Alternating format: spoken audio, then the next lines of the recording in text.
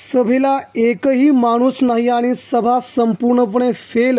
मित्रांनो, व्हिडिओ होतोय प्रचंड व्हायरल। या सरकारमध्ये सध्या नेमकं चाललंय काय?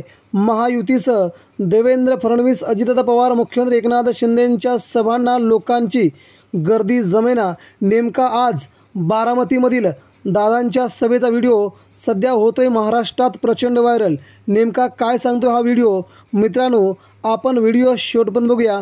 मित्रांनो बघा, सध्या सत्ताधारी पक्षांच्या नेत्यांच्या सभेला गर्दी आपण समोर पाहताय की ही गर्दी, या गर्दीमध्ये आपल्याला माणसं दिसत नाहीत, फक्त आणि फक्त ही खुर्च्यांची गर्दी आहे।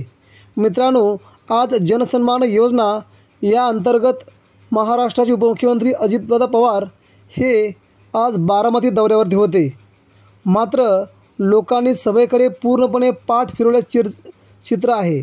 समोर लोक बसलेत व्यासपीठावरती, काही माणसं पुढे आहेत, मात्र पाठीमागे आपण पाहिलं तर समस्त खुर्च्यांची रिकामी रांग लागल्याचं आपल्याला पाहायला मिळतं आहे।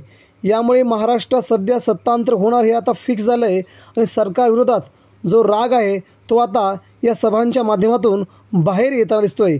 मित्रांनो, नेमकं चाललं आहे काय? महाराष्ट्रात सत्तांतर होईल का?